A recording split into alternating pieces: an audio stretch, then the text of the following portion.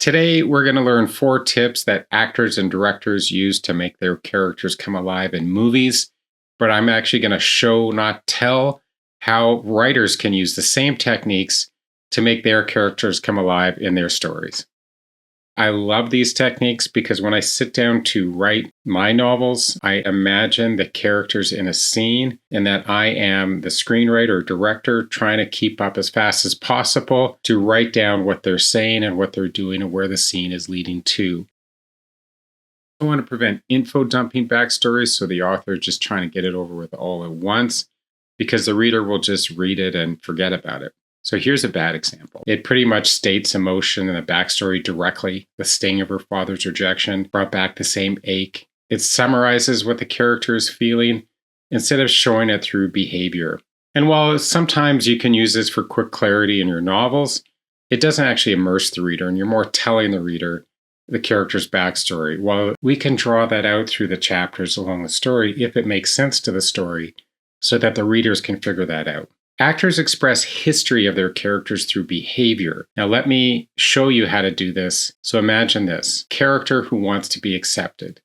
Their defining trait or wound is infecting all her relationships because she felt rejected by her father when she was young. Now close your eyes. Imagine when you were rejected. How did that make you feel? Now let's put that on the page.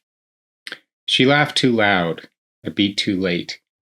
When the group moved on, she froze mid-gesture, smile holding just long enough to falter when no one looked back. She glanced at her phone, seeing only her lone reflection on a blank screen. Nothing's changed. We want the reader to feel longing to belong, that same feeling the character's feeling, and the sting of being excluded. You know, and if you're reading and if you feel that, you feel emotionally invested with this character and you want to read more, you want to know more about them. And that hint of backstory, so we're dropping little clues for the reader to figure out when we say nothing's changed.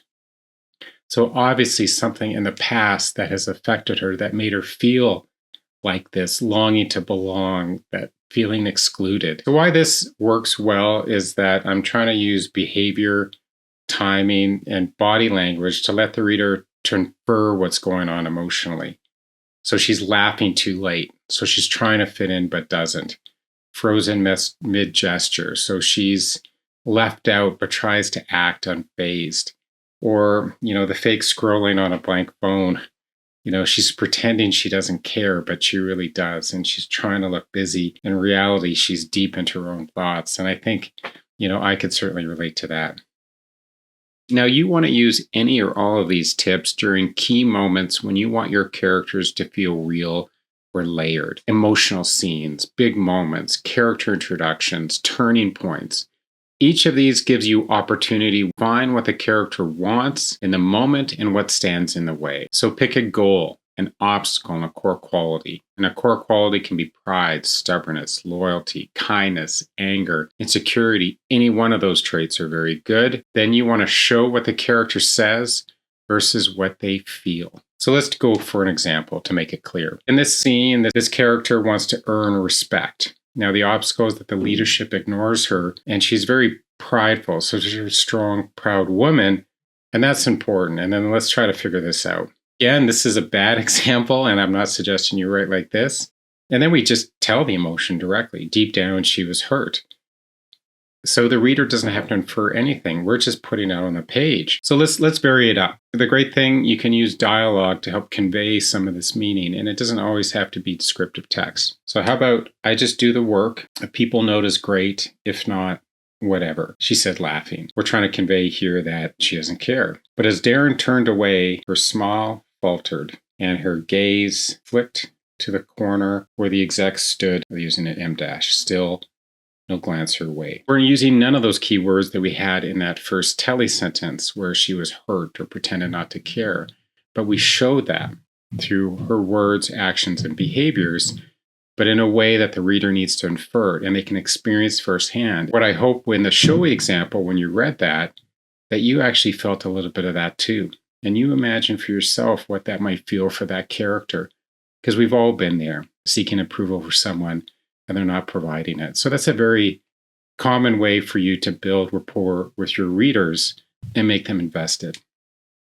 This one I really enjoy, and it's a very subtle one, but you can actually use what actors use for physicality and voice. And you can change that based on what the character experiences and how they grow as a character. So there's ways to do that, from taking that anxious person to making them a confident person at the end of the story, if that happens to be your goal or the arc.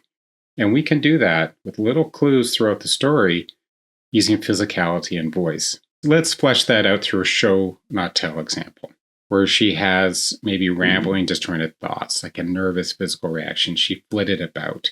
She's very unsure. She trips over her words. She tries to avoid confrontation or judgment. And then now, as she experiences your plot or goes through your particular story, let's say mid-book, she's starting to guard herself and trying to overcome that timidness.